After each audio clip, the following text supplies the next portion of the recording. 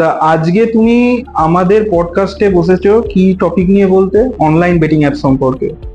তা এটার সাথে তোমার পরিচয় কিভাবে হলো, মানে কোথা থেকে শুরু? এবার বেটিং এমন একটা জিনিস যেখানে শুধুমাত্র টাকাই যে তোমার লাগবে সেটাইতেই একমাত্র বেটিং হবে তার কোনো মানে নেই। আচ্ছা, যেখানটাই তোমার টাকা লাগছে না, কিছু জিনিস একটা তুমি যেটাকে ব্যাংকিং এর ভাষা বলা হয় মর্গেজ, ভালোভাবে ধরো তুমি স্পোর্টসে কি করলে অ্যানালাইজ করলে সব কিছু ভালোভাবে, তারপর টাকা লাগালে তুমি হেরে গেলে, তুমি বলে এটা জুয়া, gambling. It's a gambling. Betting কথাটার সঙ্গে আর একটা জিনিসও আমাদের মনে পড়ে, বুকি। তো বুকি জিনিসটা কি বা কাদের বলা হয়? বুকি, এবার দেখুন বুকি হচ্ছে এক প্রকার কি বলবো যারা কি ভাও ডিসাইড করে।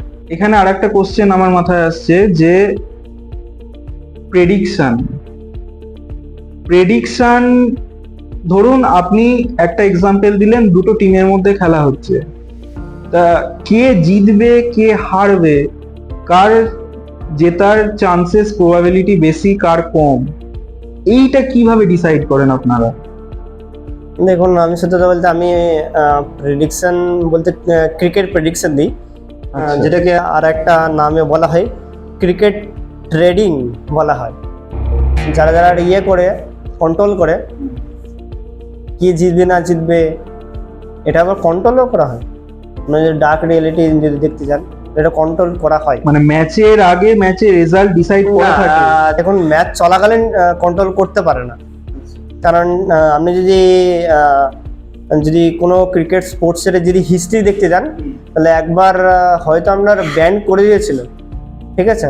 আপনার যারা যারা স্পট বাইং অ্যান্ড সেলিং হয়েছে ম্যাচ চলাকালীন সেসব গুলোকে আপনার ব্যান করে দিয়েছে, সেসব টিমগুলোকে। আমার ঠিক মনে পড়ছে না কত বছরকার জন্য ব্যান করেছিল, কিন্তু ব্যানটা অবশ্যই করে দিয়েছিল। গভর্নমেন্টের কতটা ভূমিকা আছে এই ওয়েবসাইট গুলো কন্ট্রোলিং এ? মানে গভর্নমেন্ট কি পারমিশন দেয় না দেয় না, কতটা লিগাল কতটা ইলিগাল, এই যে ব্যাপারটা? এটা একটুখানি বেশি প্রশ্ন হয়ে গেল।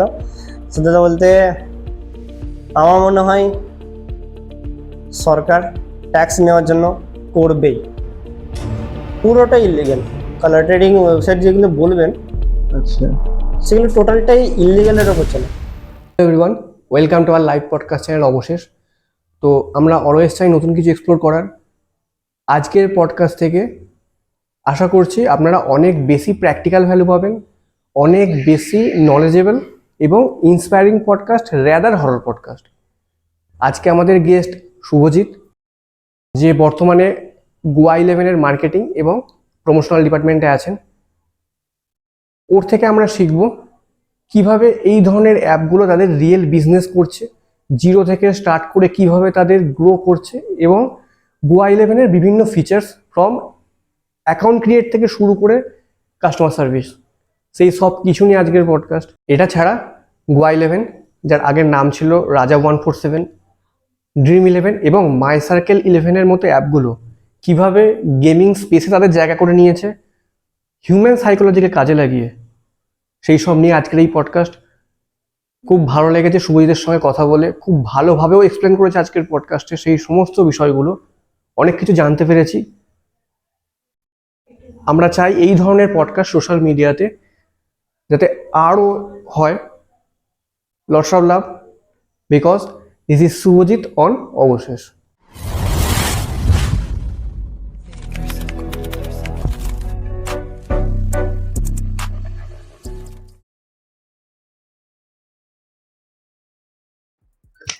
নমস্কার, আমি ইন্দ্রজিৎ, আপনাদের সকলকে স্বাগত জানাচ্ছি অবশেষ চ্যানেলের সম্পূর্ণ নতুন একটি লাইভ পডকাস্টে।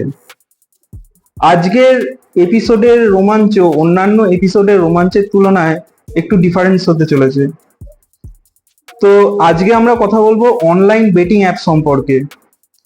এই বেটিং অ্যাপগুলো মানুষের মনে কিভাবে জায়গা করে নিয়েছে আমরা সেগুলো দেখব। আজকের পর্বে আমরা অনলাইন বেটিং অ্যাপের উত্তেজনাপূর্ণ সম্ভাবনা, এবং অসুবিধা উভয় সম্পর্কেই কথা বলবো এবং আলোচনা করব কিভাবে এই অ্যাপ কারুর জন্য একটি রোমাঞ্চকর বিনোদনের কারণ হতে পারে এবং অন্যদিকে অন্যদের আর্থিক ক্ষতি, সমস্যা এবং উদ্বেগের কারণ হতে পারে। তো চলুন শুরু করা যাক। আজকে আমাদের মধ্যে উপস্থিত আছেন শুভজিৎ সরকার। তো শুভজিৎ, কেমন আছো তুমি? ও ওইরকমই চলছে। আপনার কি খবর বলুন? এই চলছে। দিয়ে বলো, এখন কি করছো?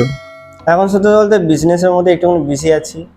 আর এখন আইপিএল চলছে, ছেলেপেলে আর কি আমার কাছে লিঙ্ক নেয়, তারপরে সেখান থেকে আমি ওদেরকে শেয়ার টেয়ার করি, আর কিছু না, নাথিং মাচ বিগ। আচ্ছা, বিজনেস কিসের বিজনেস? বিজনেস বলতে গেলে লোহার বিজনেস, আমাদের ফ্যামিলি বিজনেস। আচ্ছা, ফ্যামিলি বিজনেস। তা আজকে তুমি আমাদের পডকাস্টে বসেছো কি টপিক নিয়ে বলতে? অনলাইন বেটিং অ্যাপ সম্পর্কে। তা এটার সাথে তোমার পরিচয় কিভাবে হলো, মানে কোথা থেকে শুরু? শুরু বলতে তখন আমি আইপিএলে আমি ক্রিকেট, যে যদি বলো তাহলে আমি ক্রিকেট খুব একটা দেখতাম না, কিন্তু আমার বন্ধু আর কি আইপিএলে বেটিং করতো আর কি। তো আমি তাকে জিজ্ঞেস করলাম, তুই এসব কেন করছিস? তো ও বলতো যে আমার ভালো রকম প্রফিট হচ্ছে। তারপরে সেরকম থাকতে থাকতে আমি আরও 2-4টে বন্ধুদের কাছ থেকে জানলাম যে তারাও করে আর কি। সুতরাং বলতে গেলে আমার যে কটা বন্ধু ছিল তার মধ্যে থেকে খুব বড় বেশিরভাগ 40-60% আমার বন্ধুরাই করতো, শুধুমাত্র আমি হয়তো ছিলাম আর আর কিছু ছেলেপেলে ছিল যারা আর কি করতো না। তো এবার আমি তাদের কাছে লিঙ্ক চাইলাম যে কি দেখি একবার, তোরা কি করিস না করিস। আমি তখন ঢেলেছিলাম, তোর আপনার 500 মতো ছিল তখন, বেশি ছিল না। আমি তখন একদমই কি বলবো, বাচ্চা বলতে গেলে। আচ্ছা, আর তখনকার সময় আমার তাও এটা কত বছর, মানে কত বছর আগের ঘটনা? শুরুটা যখন করেছিলে তুমি? শুরুটা যখন করেছিলাম তখন একটু বলতে গেলে আপনার প্রায়, হ্যাঁ, যখন আমার 18 বছর হতে চলেছে তখন সেই পর্যায়ে আমি স্টার্ট করেছিলাম। আচ্ছা, তো তারপরে আমি যখন জানতে পারলাম যে এইরকম ভাবে হচ্ছে, তখন আমি আরো 2 ছেলেপেলে খোঁজ দিলাম, যে দেখলাম যেখানে রেফারেল সিস্টেম আছে, রেফারেল থেকে ইনকাম করবো। তারপর ছেলেপেলে খুঁজলাম, তারপরে তাদেরকে বললাম যে তোর করিস? হ্যাঁ বলছে। এবার তাদের সমস্যা, অনেক কিছু সমস্যা হচ্ছে, যেমন হচ্ছে ডিপোজিটের সমস্যা, যেটাকে আরেক ভাষায় বলা হয় রিচার্জের সমস্যা, ডিপোজিটের সমস্যা। আচ্ছা, আর একটা সমস্যা হতো উইথড্রয়ালের সমস্যা। তো আচ্ছা। এইসব সমস্যাগুলো নিয়েই তারা আর কি ভুগতো। তারপরে আমি এইটা ব্যাপারে রিকমেন্ড করলাম, তারপরে তারা করতে শিখলো, এটাই আর কি। তো আজকে আমরা এই এপিসোডে অনলাইন বেটিং অ্যাপ সম্পর্কে কথা বলবো এবং কিছু ইনফরমেশন গ্যাদার করার চেষ্টা করব। তো এক কথায় বেটিং অ্যাপ জিনিসটা কি, বা বেটিং বলতে কি বোঝায়? বেটিং বলতে কি বোঝায়? এবার দেখুন, এটা প্রচুর একটুখানি কমপ্লিকেটেড। এবার বেটিং এমন একটা জিনিস যেখানে শুধুমাত্র টাকাই যে তোমার লাগবে সেটাইতেই একমাত্র বেটিং হবে, তার কোনো মানে নেই। আচ্ছা, যেখানটাই তোমার টাকা লাগছে না, কিছু জিনিস একটা তুমি যেটাকে ব্যাংকিং এর ভাষা বলা হয় মর্গেজ, আচ্ছা, বা কিছু জিনিসের বিনিময়ে তুমি আর কি বাজি ধরেছো যে তুমি যদি হারো তাহলে ওইটা দেবে, তুমি যদি জেতো তাহলে আমাকে তুমি অন্য একটা কিছু জিনিস দেবে, ঠিক আছে? তো এটাকে হচ্ছে এক প্রকার ভাবে বেটিং। এবার বেটিং কোথায় কোথায় আছে না আছে সেটা বলতে গেলে অনেক কিছু বলা যায়, যেমন স্পোর্টসের ওপর, স্পোর্টসে তো প্লেয়ার খেলছে কিন্তু তাদের টিমের ওপর আমি টাকা লাগিয়ে দিলাম, কিংবা প্লেয়ার্সের ওপর টাকা লাগিয়ে দিলাম, বললাম যে এই ওভারেতে তোমার এত বল করতে পারলে, এতগুলো গোল করতে পারলে তাহলে হবে, এরকম করে হয়। আর আরো বহুত কিছু আছে যেটার মাধ্যমে তুমি আর কি করতে পারবে। আর সাপোজ ধরো তুমি স্টকসে লাগালে, এটা প্রকারভাবেই বলতে গেলে যদি তুমি ভালোভাবে ধরো, তুমি স্পোর্টসে কি করলে, অ্যানালাইজ করলে সব কিছু ভালোভাবে, তারপর টাকা লাগালে, তুমি হেরে গেলে, তুমি বলে এটা জুয়া, গ্যামলিং। It's a gambling. তারপর তুমি ধরো তুমি দেখলে যে লাগালে কোনো একটা স্টকসের ওপর লাগালে, আমি কোনো একটা স্টক, পার্টিকুলার স্টককে আমি টার্গেট করবো না যে লাগাও এটার ওপরই, কিংবা তুমি ধরো কোনো একটা এই নামের তুমি লাগালে, তবে লাগানোর পর তুমি যদি ধরো যে তুমি জিতলে না,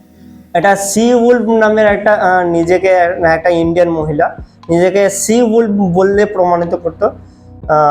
সে আর কি স্টক মার্কেট নিয়ে টিপস দিত। ও বলতো যে আপনি বসুন আমার সাথে, আপনি যে কটা ট্রেড করবেন সব কটা আমার সাথে করবেন, এসব কিছু বহুত কিছু বলতো। আর আপনি আমার স্টকসের টিপসগুলো নিলে আপনি যদি আমার কোর্সটাকে কেনেন, আপনি আর কোনোদিনও ইয়েতে থাকবেন, লসে থাকবেন না, লসে রান করবেন না। লসের রানই করবেন না। এইসব জিনিসগুলো যে বলবে আপনাকে ধরেই নিতে হবে যে সেফ ফর। হ্যাঁ, লসে রান করবে না এটা তো হয় না। এরকম বেটিং বলুন বা ট্রেডিং বলুন, 100% প্রফিট কোথায় হয়? কোথাও হয় না। এবার আপনাকে এইটার জন্য এইটার ব্যাপারে যদি বলেন, তাহলে আমি কি বলবো 1 ঘন্টা 2 ঘন্টার আমার কি বলবো কথাবার্তায় চলে যাবে, কিন্তু এত বড় তো আর পডকাস্ট করা যায় না। দেখুন, এবার ব্যাপারটা হচ্ছে আমি চেষ্টা করছি আমি যত সম্ভব শর্টে করে দেওয়ার। তো দেখুন, আপনি বলছেন যে কি প্রশ্ন আছে না, ভুলে গেলাম, আবার আউট অফ টপিক চলে যাচ্ছে আজকাল। না, টপিকটা ছিল যে আমি ট্রাস্ট কিভাবে করব, খুঁজে তো পেলাম। হ্যাঁ, খুঁজে তো পেলাম, কিছু করার নেই। আপনি আজকে ধরুন যে কোনো একটা ইয়েকে করলেন, সরকারকে ভোট দিলেন, একটা নতুন সরকার দাঁড়িয়েছে, তাকে ভোট দিলেন, সবাই ভোট দিল, আর তারা বেশি ভোট হলে সে জিতে গেল। দেখা গেল সে আপনার পরবর্তী 5 বছর কিংবা 2 বছর বা যে 1 বছর, যত বছরই হোক না কেন, সে আপনাকে দেখলোই না, আপনার কোনো রকম প্রবলেম সুযোগ সুবিধা আপনার সলভই করলো না। কি করতে পারবেন? কিছু করতে পারবেন না। কিন্তু এটা আপনাকে দেখতে হবে যে নতুন যে উঠেছে তার উপরে না গিয়ে যে আর কি 10 বছর ধরে আছে তার উপরে যাবেন। যেমন কে আছে না আছে সেটার ব্যাপারে আমি পরে না হয় বলছি, কিন্তু আমার মতো বলে যদি আপনি ট্রাস্টেড জায়গা দিয়ে যেতে চান, তাহলে আপনাকে 10 বছর ঊর্ধ্বে যেরকম ওয়েবসাইট যদি না থাকে, সেই ওয়েবসাইটে আপনার ইনভেস্ট করাটা উচিত। মানে ওইটা বলছো তুমি ট্রাস্টেবল, মানে যেহেতু অনেক বছর ধরে বিজনেস করছে মার্কেটে। আমি যখন সত্যি কথা বলতে, আমি ওই ওয়েবসাইটের ব্যাপারে রিসার্চ আমি বহুত করেছি। ঠিক আছে, আমি যে ওয়েবসাইটটাকে প্রমোট করি সেটা আপনি যদি ওদের কাস্টমার সার্ভিসে গিয়ে জিজ্ঞাসা করেন না, tell me your website history, তাহলে ওরা একদম সব কিছু বলে দেবে যে আমাদের এই ছিল, ওই ছিল, ওই ছিল, তারপরে এই থেকে এই হয়েছে, বলে দেবে। এবার যারা যারা হবে না আর কি ভালো ওয়েবসাইট, তারা আপনাকে হিস্ট্রির ব্যাপারে কিচ্ছু বলতে যাবে না। হ্যাঁ, অত ডিটেলস শেয়ার করবে না। আজকে যদি কোনো কোম্পানি যদি গ্রো হয়, তাদের ব্যাক হিস্ট্রি তো থাকবে। একদম একদম। আপনাদের যে চ্যানেলটা আছে বলছেন, সেটা ব্যাক হিস্ট্রি আছে একদম। তাহলে তো এই যে এত কথা বলছি, এত ইনফরমেশন আমরা পাবলিককে শেয়ার করছি, হজম করতে হবে না, এত মশলা আছে। তো এখানে আরেকটা কোশ্চেন আমার মাথায় আসছে যে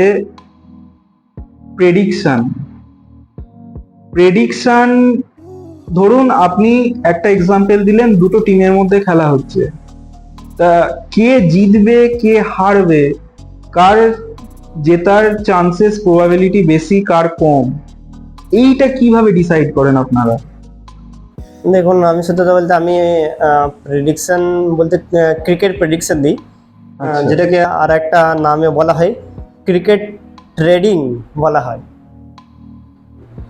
এবার আমি দিই। এবার এটার ব্যাপারে যদি আপনি বলেন, তাহলে আপনাকে বলতে গেলে আপনাকে খবর রাখতে হবে অলিগলিতে কি খবর চলছে। আপনি নিজের টিমে আপনি নিজস্ব একটা টিম বানিয়ে করতে পারবেন, কোনো অসুবিধা নেই। আপনার হয়তো দেখালো আপনি 10টা ছেলে লাগালেন, 10টা স্টেটে গেল, তারপর তাদের ওখানে গলিতে ছেড়ে দিলেন। সেই সব ছেলেগুলোকে আগের দিনকে গিয়ে দেখলো, কিংবা 2 দিন 3 দিন ধরে একদম রিসার্চ করছে যে এই টিম কে কোন টিমকে সাপোর্ট করছে। মানে আদৌ কি জিনিসটার মধ্যে, যদি আমি ক্রিকেট ধরি, তাহলে ক্রিকেটের অ্যানালাইজিং যে টুলস কিট বা যে ইনফরমেশন গুলো লাগে, সেইগুলো কি আদৌ কোনো কাজে লাগে? যে পিচ কেমন, পিচের কোয়ালিটি কেমন, স্টেডিয়াম কতটা বড়, এই ফ্যাক্টরগুলো কি কাজে লাগে আদৌ? একদমই না। আপনাকে যদি ক্রিকেটের ব্যাপারে ডার্ক রিয়ালিটি শোনাতে যায় তাহলে চ্যানেলই হয়তো উড়ে যাবে, আমি হয়তো ক্যান্সেল হয়ে যাবো। তো দেখুন, অত তো আর ভেতরে যাওয়াটা উচিত হবে না, গেলে হবে না। এবার আমি যদি বলি এটা কোনো ফ্যাক্টর করে না। সাপোজ ধরুন এ টিম আর বি টিম চলছে, এ টিমের ওপর খুব নাম করা টিম। আমি কিন্তু আবাফে বলছি, আমি কিন্তু কোনো টিমকে টার্গেট করছি হ্যাঁ, না, ঠিক আছে? অবশ্যই। কোনো রকম একদম, একদম। টার্গেট করছে না, ঠিক আছে? তাহলে ধরুন এ টিম খুব নাম করা টিম, ওরা খুব ভালোভাবে খেলেছে, ওদের ব্যাক হিস্ট্রি ভালো। সাপোজ দেখা গেল যে ছেলেপেলে লাগাচ্ছে ওই এ টিমটার ওপর বেশি, আচ্ছা, ঠিক আছে? অলিগলিতে খবর নেওয়া হলো যে এ টিমের ওপর সবাই লাগাবে, একটা সার্ভে করা হয়। সার্ভে। ওটা সার্ভে আপনি বুঝতেও পারবেন না, আপনার হয়তো বন্ধুই আপনার সার্ভে করে দিয়ে চলে গেল, আচ্ছা, আপনি বুঝতেও পারবেন না। সব থেকে বেশি শত্রু কারা হয় জানেন? নিজের কাছের লোকগুলো। কাছের লোকগুলো একদম পেছনে ছুরি মারে। যাই হোক, এটাই হলো ব্যাপার যে আপনি যা হোক তা করে আপনার সার্ভে করে নিয়ে যাবেন, আপনি বুঝতে পারবেন না। যদি আপনি বেটিং টেটিং খেলেন আপনার সার্ভে আপনার অবশ্যই করে দিয়ে যাবে। যারা বেটিং খেলে তাদের উপরে সার্ভে করবে, যারা খেলে না তাদের সার্ভে করবে না। আচ্ছা, যারা যারা ইয়ে করে কন্ট্রোল করে কি জিতবে না জিতবে, এটা আবার কন্ট্রোলও করা হয়। মানে ডার্ক রিয়েলিটি যদি দেখতে যান, এটা কন্ট্রোল করা হয়। মানে ম্যাচের আগে ম্যাচের রেজাল্ট ডিসাইড করা থাকে। দেখুন, ম্যাচ চলাকালীন কন্ট্রোল করতে পারে না, কারণ আপনি যদি কোনো ক্রিকেট স্পোর্টসের যদি হিস্ট্রি দেখতে যান তাহলে একবার হয়তো আপনার ব্যান করে দিয়েছিল, ঠিক আছে? আপনার যারা যারা স্পট বাইং অ্যান্ড সেলিং হয়েছে ম্যাচ চলাকালীন, সেসব গুলোকে আপনার ব্যান করে দিয়েছে, সেসব টিমগুলোকে। আমার ঠিক মনে পড়ছে না কত বছরকার জন্য ব্যান করেছিল, কিন্তু ব্যানটা অবশ্যই করে দিয়েছিল। তো এইসবগুলো হয় না তা নয়, কিন্তু ব্যান্ড করে দেয়। কিন্তু এসব জিনিসগুলো আগে থাকতে কিনে রাখে অনেকটা। আচ্ছা, এবার কিনে রাখার ফলে আপনার কিনে রাখতে কেন হয়? যদি ধরুন যে আপনি লাগালেন ওপর হচ্ছে এটিএমের ওপর, আপনার সব থেকে বেশি দিন লেগে গেছে আপনার এটিএমের উপরে, যেমনটা এক্সাম্পল দিলাম, বিটিএম আমার বেশি লাগালো না, বিটিএম খুব একটা ফেমাস নয়, ফেমাস হলেও আপনার একটু মিডিয়াম, কিন্তু লাগাচ্ছে বেশি এটিএমের ওপর, কারণ সব কিছুই ফেভার আছে এটিএমের ওপর। এটিএমের তো প্লেয়ার সব ভালো আছে, সব কিছু ওরা কী বলবো, তারপরে নামলো, ওরা টসটাও হতে যেতে গেল, তারপর খেললেও ভালোভাবে। কিন্তু বি টিম পরবর্তীকালে এমনভাবে মোড় ঘোরালো, তখন এ টিম ভালো খেলতে পারছে না। এটা আসলে আর কি বলবো, এক প্রকারভাবে কিনে রাখা থাকে, ওদেরকে বলাই থাকে যে তুমি এইটা হবে আর তোমরা খারাপ খেলা শুরু করে দেবে। এই মুভমেন্টটা আসবে, হয়তো দেখা গেলো ব্যাটিং থেকে এবার তুমি বোলিংয়ে নামবে, তখন থেকে তুমি এবার খারাপ খেলতে শুরু করবে, মানে সেকেন্ড ইনিংস খারাপ। হ্যাঁ, এরকম বলে থাকা থাকে। অথবা দেখা গেলো প্রথম থেকে তুমি খারাপ খেলো, এরকম বলে থাকতে পারে। এবার দেখতে হবে যে কে কোন সময় ব্যাটিং লাগাচ্ছে, সেটার উপর অনেক সময় নির্ভর করবে। এবার দেখুন, আপনারা সবাই মিলে এটিএমের উপর লাগিয়েছে 100 কোটি লাগিয়েছে। এবার 100 কোটি লাগিয়েছে, লাগানোর পরে দেখালো আপনার ইয়ে হলো, ওরা যদি জিততো এটিএম, ধরুন এটিএমই জিতলো, তাহলে আপনার প্রায় নাই করে আপনার 170 কোটি, ঠিক আছে, চলে যাবে। 100 + 70, আচ্ছা, 70 ওই কি বলবো, আইপিএল বেটিং যারা যারা কন্ট্রোল করছে তাদের পকেট থেকে চলে যাবে। তো তাদের যারা আর কি জুয়া, মানে তুমি বলতে চাইছো লস তাদের? লস হবে, তাদের নিজের পকেট থেকে যাচ্ছে না। আর যাওয়াটাও এক প্রকার ভাবে লস, আর প্রফিট না আসাটাও এক প্রকার ভাবে লস হিসাবে কনসিডার করা হবে। কারণ যে আমাকে ওয়েবসাইট চালাতে চেক করতে হচ্ছে, ও করতে হচ্ছে, অনেক রকম হ্যান ত্যান অনেক কিছু করতে হয়, ঠিক আছে। এবার যারা যারা আর কি বলবো, প্রচুর পরিমাণ আন্ডারগ্রাউন্ডেড থাকে যেসব কোম্পানিগুলো, তারা আর কি বেশি এইসব জিনিসগুলো কন্ট্রোল করে। আচ্ছা। হয়তো মানুষের মুখে মুখে নাম থাকবে, কিন্তু কোনো সময় আপনি সারফেস ওয়েবে কিন্তু আপনি ওইসব ওয়েবসাইটের ব্যাপারে নাম পাবেন না। আপনি যদি সার্চ করেন what is the betting website, best betting website of India, আপনি হয়তো ওটা দেখতে পেয়ে যাবেন, কিন্তু ও হয়তো কন্ট্রোল করে না। আচ্ছা। সব থেকে বেশি প্রফিটেবল কারা থাকে জানেন?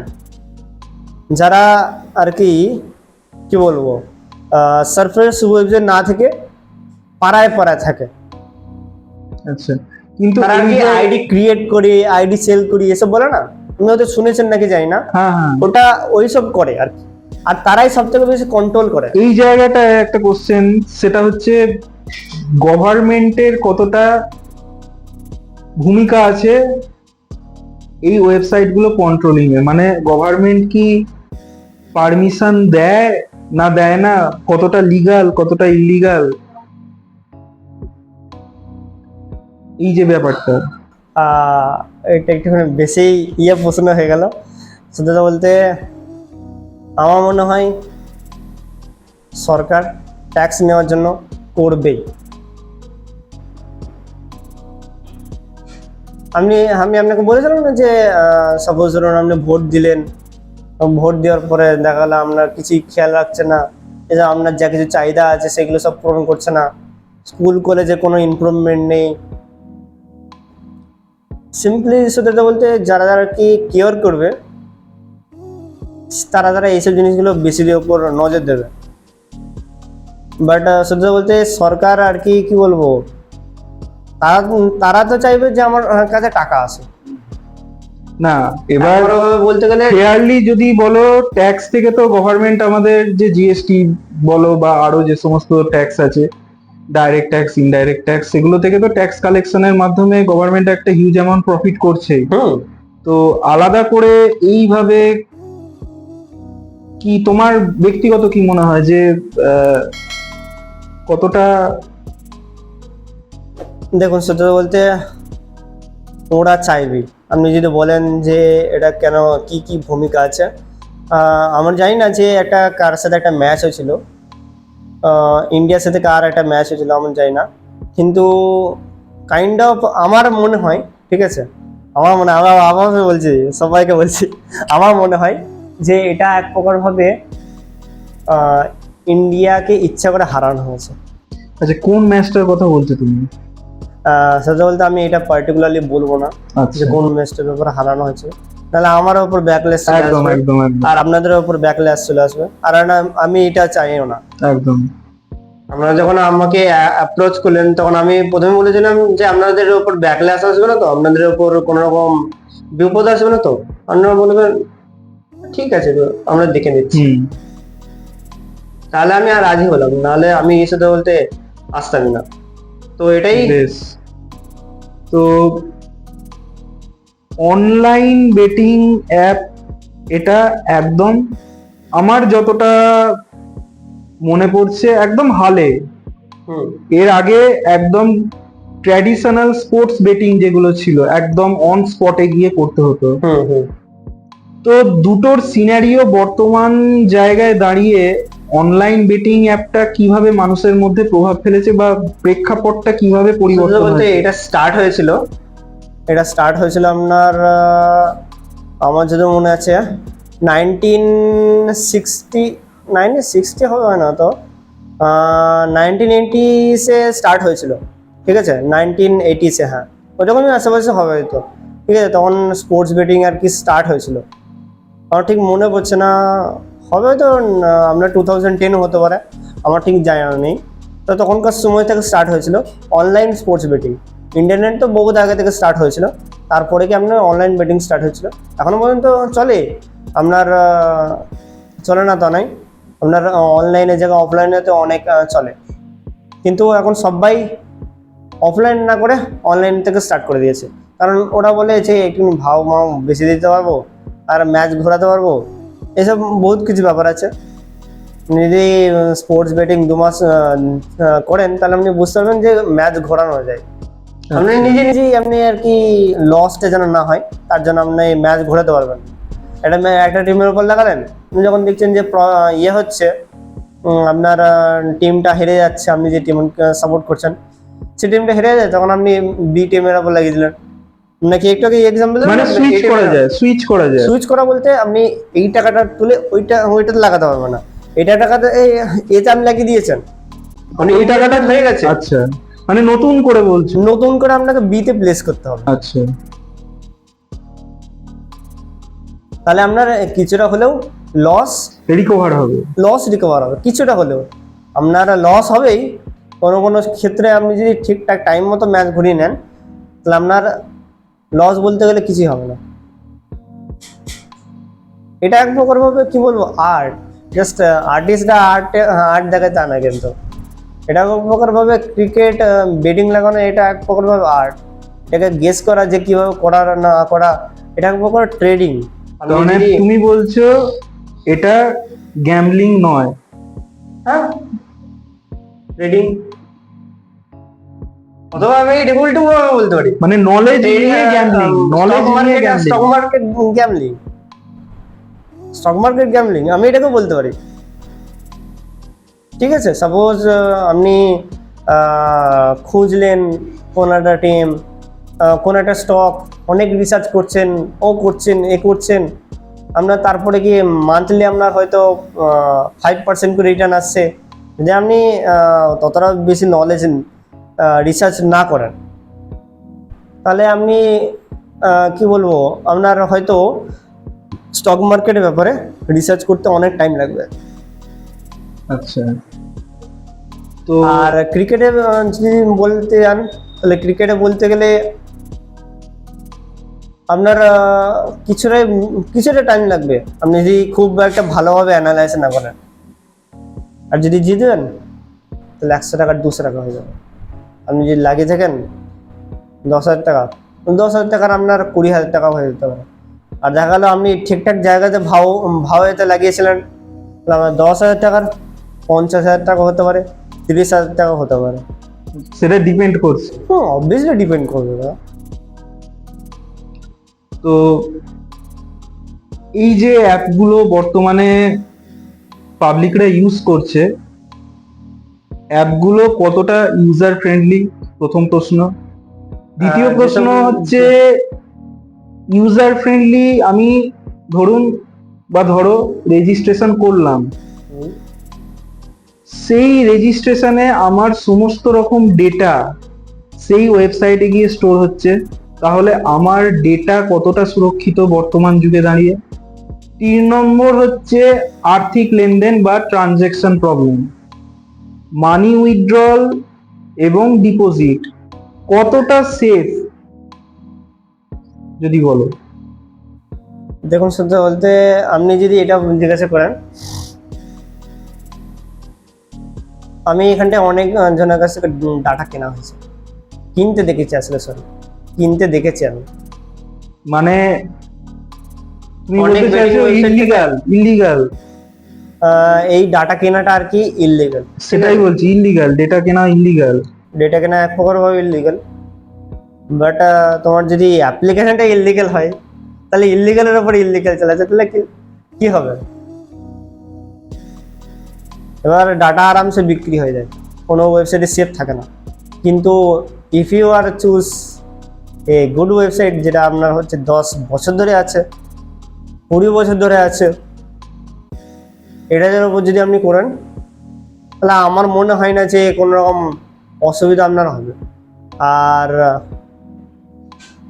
অনেক অ্যাপ্লিকেশনগুলো আর কি করে, তাদের ফিজিক্যাল সার্ভার থাকে না, ক্লাউড সার্ভার থাকে। ফিজিক্যাল সার্ভার মনে হচ্ছে আপনার বড় বড় রিস্ক হয়, যেটার মধ্যে আপনার হার্ড ডিস্ক থাকে, এসএসডি থাকে, তারপরে ওইগুলোর মধ্যে আপনার ডাটাগুলো স্টোর থাকে। আর এগুলো হয়তো আপনার রুমের মধ্যেও ফিজিক্যাল থাকতে পারে, আপনার কোনো অফিস বা বিল্ডিংয়ের উপরে থাকতে পারে, ওটা সেপারেট ডাটা সেন্টার আপনি। কিন্তু ক্লাউড হচ্ছে, আপনি কি বলবো, ক্লাউড সার্ভার মানে হচ্ছে কোনো একটা কোম্পানিকে আপনার দিয়ে দিলেন, সে আর কি নিজের থার্ড পার্টি হ্যান্ডেল করছে, থার্ড পার্টি হ্যান্ডেল করে। এবার থার্ড পার্টি থেকেই আপনার এই সুরক্ষিত থাকতে হবে। যেসব আপনি খুব একটা শোনেননি, যেমন শুনেছেনও, আপনি অনেকজনের মুখ থেকে শুনেছেন কিন্তু তার সাথে কি হচ্ছে, তারা আর কি ক্লাউড সার্ভারে করে থাকে। এবার ক্লাউড সার্ভারে যারা যারা করবে তাদের কিন্তু কাস্টমার সার্ভিস পাওয়া মুশকিল থাকে। আচ্ছা, মানে অ্যাভেলেবেল নয় তুমি বলছো? অ্যাভেলেবেল নয় বলতে নয়, কাস্টমার সার্ভিস পাওয়াটা মুশকিল হবে। মানে 24/7 তারা আবার 24/7 আপনার কাস্টমার সার্ভিস নাও থাকতে পারে। আচ্ছা আবার কখনো কখনো এটাও হতে পারে যে আপনার কাস্টমার সার্ভিস বলে জিনিসটাই নেই ওই অ্যাপ্লিকেশনটাতে। আপনি যদি ডিপোজিট আটকে যাই, এটা আপনার আমি হয়তো কাকে হয়েছে। ফোন করব? হ্যাঁ, আমি কাকে ফোন করব তখন? হ্যাঁ, আমার যদি obviously ডিপোজিট হবে। আটকে যায়, আমি আমার প্রবলেমের কথা কোথায় শেয়ার করব, কাকে জানাবো? আমার অনেক ছেলেপেলে দেখা আছে যারা যারা তিন পাতি খেলে, তারা আর কি বলবো, ডিপোজিট আটকে দেয়। আর সো কল্ড ইনফ্লুয়েন্সাররা আছে, তারপরে হচ্ছে ধরুন অ্যাক্টরসরা আছে, এটা এটা কি বলবো, তারা খোলাখুলি ভাবে প্রমোট করে, অনেক ক্রিকেটারও আছে আপনি যদি দেখেন। ট্রানজেকশনের অনেক বেটিং অ্যাপ্লিকেশন গুলো আবার কি জানেন, ওইসব ক্রিকেটের জার্সি, তারপর ক্রিকেটের মাঠ, এগুলোকে স্পন্সর করে রাখে। ট্রানজেকশনে তুমি বলছো প্রবলেম হয় টুকিটাকি? প্রবলেম হয়, আপনি কাকে বলবেন? কিন্তু যদি একটা ট্রাস্টেবল ওয়েবসাইটে রেজিস্ট্রেশন করা হয়, সেইখানে বলছো যে এই ধরনের টেন্ডেন্সি কম। সেটা খুঁজে পাওয়াটাও একটুখানি মুশকিল। আপনি যদি বলেন এরকম কি আছে না আছে, আমি অনেকজনকে দেখেছি যারা আর কি টেলিগ্রামে রিডাইরেক্ট করে দেয়। আপনাকে না একটা স্ক্রিনশট প্রোভাইড করে দেবো, যেখানটা আপনি ডিসপ্লে করবেন। ওটাতে আমি দেখেছিলাম, ওটা কালার ট্রেডিং এর ওয়েবসাইটের ছিল একটা। আচ্ছা, আর কালার ট্রেডিং এর আমি রাতেবেলাতে মেসেজ করেছিলাম, ওরা রিপ্লাই দিচ্ছে সকালবেলাতেও নয়, অনেক লেটে রিপ্লাই দিচ্ছে। আচ্ছা, কাস্টমার সার্ভিস নেই তা নয়, কাস্টমার সার্ভিস আছে, কিন্তু অনেক লেটে রিপ্লাই দিচ্ছে। আর যখন আমি কাস্টমার সার্ভিস ওদের ওয়েবসাইটে গেলাম, ওদের ওয়েবসাইটে গিয়ে আমি কাস্টমার সার্ভিস টিপলাম, ওটা আমাকে রিডাইরেক্ট করলো টেলিগ্রামে। আচ্ছা, মানে ডাইরেক্ট কাস্টমার সাপোর্টে নয়? ডাইরেক্ট কাস্টমার, ওদের ওয়েবসাইটে নিজস্ব কোনো কাস্টমার সার্ভিস নেই। হয়তো খুব বড় মানে ওদের সাথে কন্ট্যাক্ট করতে গেলে আমাকে টেলিগ্রাম থ্রু কন্ট্যাক্ট করতে হবে? হ্যাঁ, কিছু কিছু ওয়েবসাইট আছে, কিছু কিছু ওয়েবসাইট এরকম করে রাখে। তাদের কাস্টমার সার্ভিসের ছেলেপেলের জন্য আবার খুব বড় যে 2 কিংবা 3টে একটা ওয়েবসাইটে কাস্টমার সার্ভিস কত যে বিজি থাকে ধারণা বাইরে। আর আপনার সেখানটায় মিনিমাম কি বলবো 20খানা ছেলে লাগানো দরকার, যা আপনি সামলাতে চান। আচ্ছা, বাট কি বলবো, এইসব কালার ট্রেডিং এর ওয়েবসাইট গুলো কাস্টমার সার্ভিস ওইরকম করে রাখে। কোনো কালার ট্রেডিং এর ওয়েবসাইট গুলো আবার কি বলবো, ইয়েই নেই, কাস্টমার সার্ভিসই নেই, একদম রিস্কি, প্রচুর রিস্কি থাকে। যেগুলো শুধুমাত্র পার্টিকুলারলি কালার ট্রেডিং উপর ফোকাস করে, কিংবা পার্টিকুলারলি 3 পাত্তির উপর ফোকাস করে। হ্যাঁ, এবার এখানে একটা অনলাইন বেটিং অ্যাপের মধ্যে তো অনেক গেমস থাকতে পারে। অনেক গেমস থাকতে পারে। আপনার যদি চান কি, আমার নিজে দেখা একটা ওয়েবসাইট আছে যেখানটা আপনার কি বলবো, আপনি সব কিছু করতে পারতেন। তোমাদের কি ওয়েবসাইট আছে বলো? আমি যে অ্যাপ্লিকেশনটা আর কি সবাইকে লিঙ্ক শেয়ার করি, সেটার নাম হচ্ছে গোয়া 11। আচ্ছা, ওটার আর কি বলবো, আপনি 3 পাতি থেকে শুরু করে আপনি ছোটখাটো যেই গেমগুলো হয় সেই গেমগুলো থেকে শুরু করে আপনি যা কিছু গেম খেলতে চাইবেন সব কিছু পেয়ে যাবেন। আপনি যদি কোনো গেম যদি খুঁজে না পান, আপনি জাস্ট কি বলবো কাস্টমার সার্ভিসে বলবেন যে গেমটা আমি খুঁজে পাচ্ছি না, জাস্ট পিকচারটা পাঠিয়ে দিলেন, ওটাই নাম বলে দিল। আচ্ছা, মানে customer service available? Customer service 24/7। তার মানে তুমি বলছো তোমাদের ওয়েবসাইট একদম ট্রাস্টেবল? এক প্রকার হ্যাঁ। আচ্ছা, এইবার ধরো তুমি আমাকে কি বলবো, আমাকে ভালো রকম কাস্টমার সাপোর্ট দিয়েছিল আমার একটা বন্ধুর আর কি। ও উইথড্রল পাসওয়ার্ড ভুলে গেছিল, আচ্ছা, লগ ইন পাসওয়ার্ড ভুলে গেছিল, ও নিজের কোন ইমেল আইডি লাগিয়েছিল সেটা পর্যন্ত ভুলে গেছিল, ও কি যে নাম্বার লাগিয়েছিল সেটা পর্যন্ত ভুলে গেছিল। বুঝলেন? তা সেই জায়গা থেকেও ওরা আমাকে হেল্প করেছে। ওরা বলেছে দাদা দেখুন, আপনি একটা কাজ করুন, আপনার যে কটা নাম্বার আছে সে কটা আমাকে প্রোভাইড করুন, আমি এক এক করে মিলিয়ে দেখছি আপনার কোন নাম্বারটা আছে। কিন্তু আমি তো একদম ডাইরেক্ট তো আর আপনাকে বলে দিতে পারবো না যে আমি কোন নাম্বার দিয়েছিলাম না হ্যাঁ, দিয়েছিলাম। হ্যাঁ, হ্যাঁ, এটা আমাকে প্রথমে বললো, আমি এটা তো আর বলতে পারি না, এটা ইউজার প্রাইভেসি, আমি হয়তো চেক করতে পারবো। একদম। আর আপনি এক এক করে এই যে ইমেল আইডি প্রোভাইড করুন, আমি ইমেল আইডি গুলো চেক করে দেখছি। তখন হ্যাঁ চেক করলো, তারপরে ওরা আর কি লগ ইন পাসওয়ার্ড আর উইথড্রল পাসওয়ার্ড আমার বন্ধুর ইমেল আইডিতে পাঠিয়ে দিল। আচ্ছা, তারপরে আমি চেক করে দেখলাম যে হ্যাঁ চলে এসেছে। তার মানে ট্রাস্টেবল। ট্রাস্টেড মানে বহুত ভালোই ট্রাস্টেড। তুমি যেটার সাথে যুক্ত আছো বা প্রমোশন করছো সেটা কত বছরের পুরনো? প্রথমে এটার নাম ছিল সিকিম মেড, তার আগে কি ছিল জানি না। তারপরে আপনার ছিল রাজা 147 হলো, তারপরে আপনার হলো গোয়া 11। গোয়া 11? হিস্ট্রি যদি আপনি জিজ্ঞাসা করেন, কাস্টমার সার্ভিস জিজ্ঞাসা করবেন, অথবা আপনি যদি রেজিস্ট্রেশন করা হয়ে যাওয়ার পর কিংবা লগ ইন করার পর আপনার একটা সামনে একটা পপ আপ আসবে, ঠিক আছে? পপ আপটাকে একটু নিজের দিকে স্ক্রোল করবেন, আপনার অ্যাপ হিস্ট্রি দিয়ে থাকবে। আচ্ছা, ওরা প্রথমে বলে দিচ্ছে যে আমাদের অ্যাপ হিস্ট্রি, আমাদের এই অ্যাপ্লিকেশন ছিল, ওই অ্যাপ্লিকেশন হয়েছে, তারপরে এই অ্যাপ্লিকেশন নাম এসছে। আচ্ছা, ওরা আর কি মানে চেঞ্জেস গুলো একদম সব ডিটেলসে দেওয়া আছে। পুরোপুরি ট্রান্সপারেন্সি। এরকম ট্রান্সপারেন্সি শুধু তো বলতে আমার বন্ধুরা পর্যন্ত আমার সাথে রাখেনি। তো এইবার এখানে আমার একটা প্রশ্ন আছে যে মার্কেটে তো অনলাইন বেটিং অ্যাপ অনেক আছে, আমি নাম বলবো না পার্টিকুলার, তোমাদেরটাই কেন নেবে পাবলিক? এবার এখানটায় আমি বলে দিচ্ছি, এখানটায় একটুখানি টপিকটা একটু লম্বা হয়ে যাবে, ঠিক আছে? এবার ডিটেলে বলতেই হবে আমাকে এটা। আপনি ধরুন কোনো সেলিব্রিটি না, একটা 3 পাত্তির অ্যাপ্লিকেশন, গাম্মির অ্যাপ্লিকেশন বললো, ঠিক আছে? তারা আর কি সেলিব্রিটি দিয়ে প্রমোট করে। আপনার কি মনে হয়, একটা আন্দাজ করুন তো যে একটা সেলিব্রিটি কত চার্জ করবে ওইটার জন্য? একদমই। কত চার্জ করবে বলুন আমাকে, গেস করে বলুন। Crore maybe. Maybe 1 crore। Maybe 1 crore।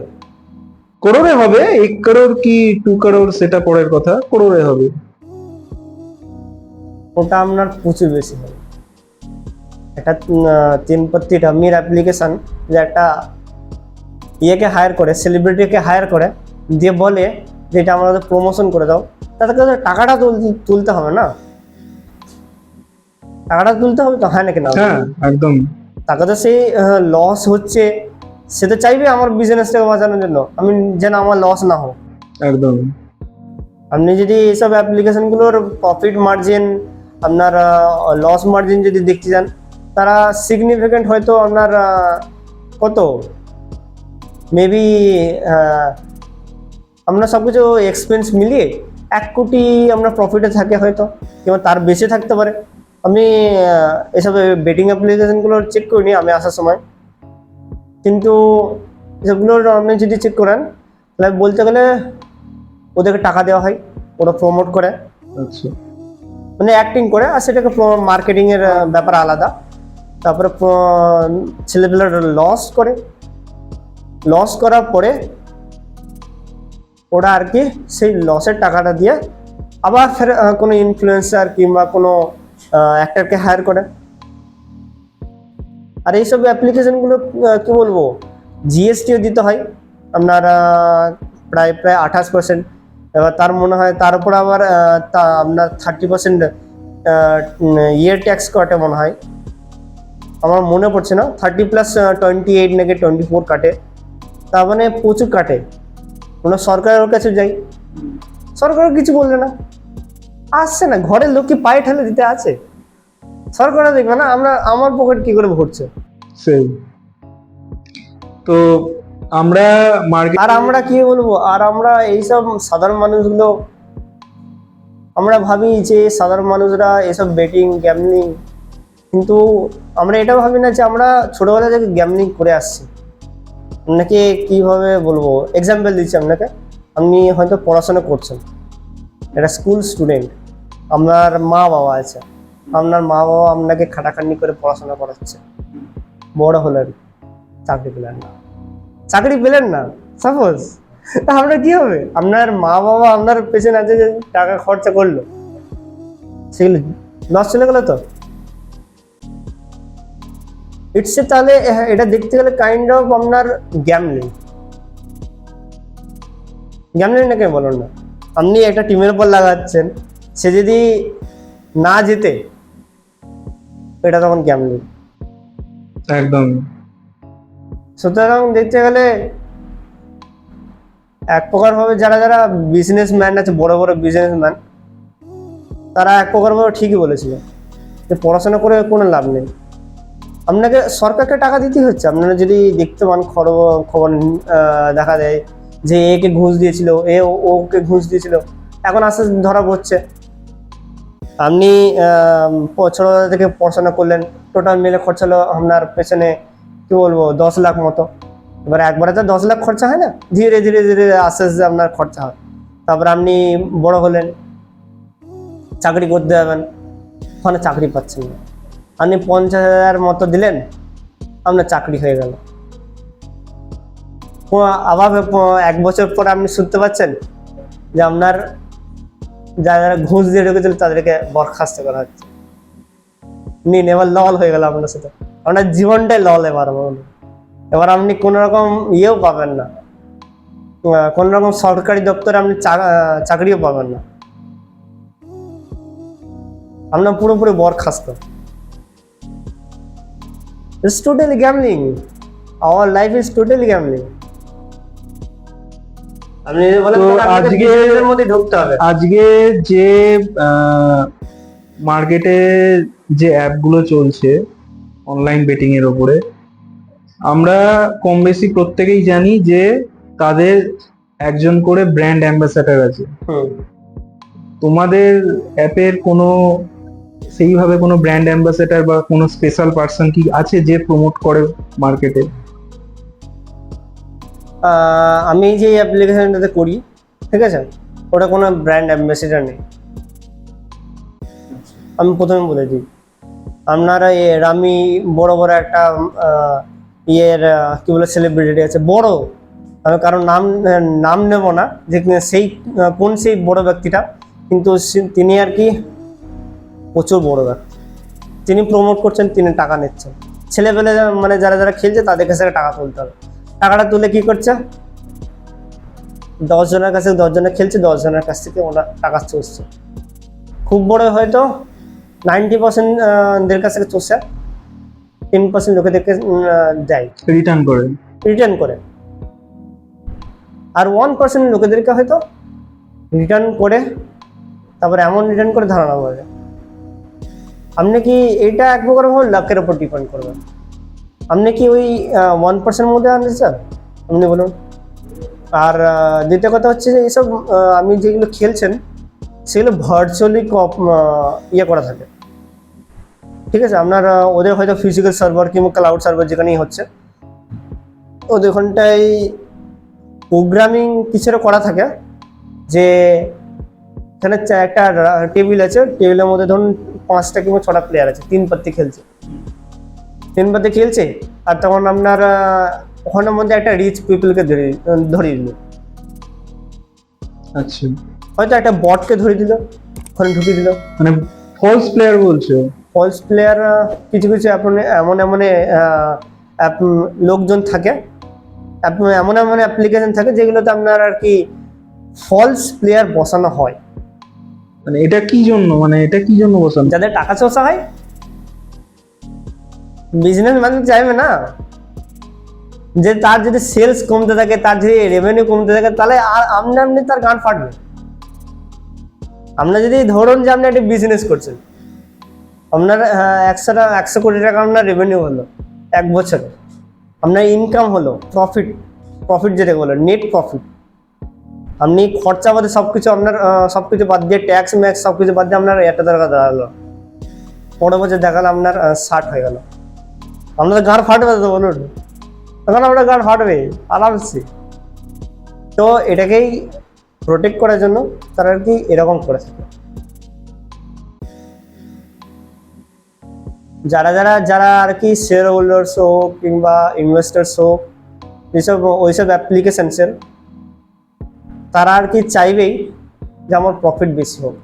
তখন পরের বছর দেখবে যে প্রফিটেবিলিটি কম থাকছে,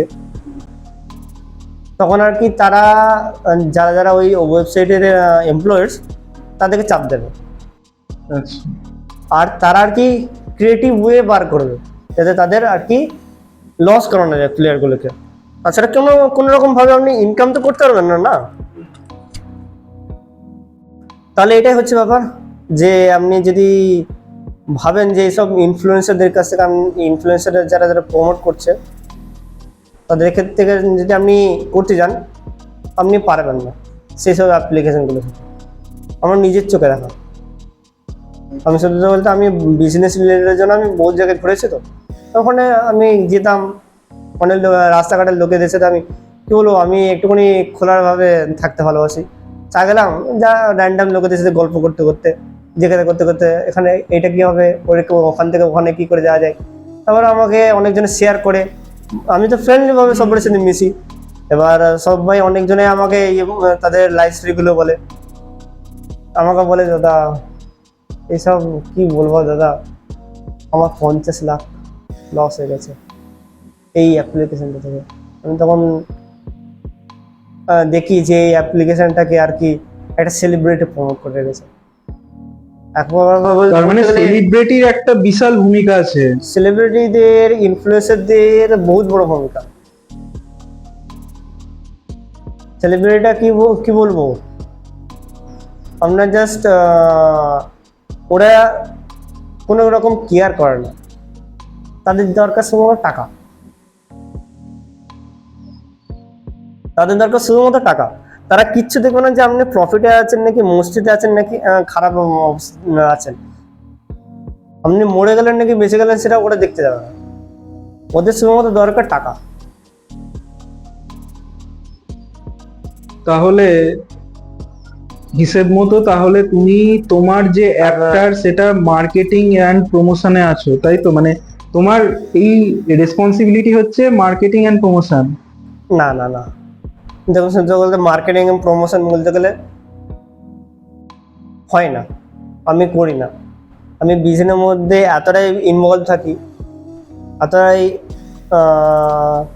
কী বলবো, বিজনেসটাকে একটু বেশিভাবে নজর দিচ্ছি যে আমি ওইসব করার মতো টাইম পাই না। আমার ছেলেপেলেরা আছে যারা যারা খেলে আর কি, তারাই ছেলেপেলে ঢুকে নিয়ে আসে, ভাই চল এখানটা ভালো রকম আছে সার্ভিস। আচ্ছা, মানে তুমি বলতে চাইছো তাহলে তোমাদের অ্যাপের সেই রকম ভাবে প্রমোশন বা মার্কেটিং করার প্রয়োজন পড়ে না? আমি সত্যি বলতে করি না।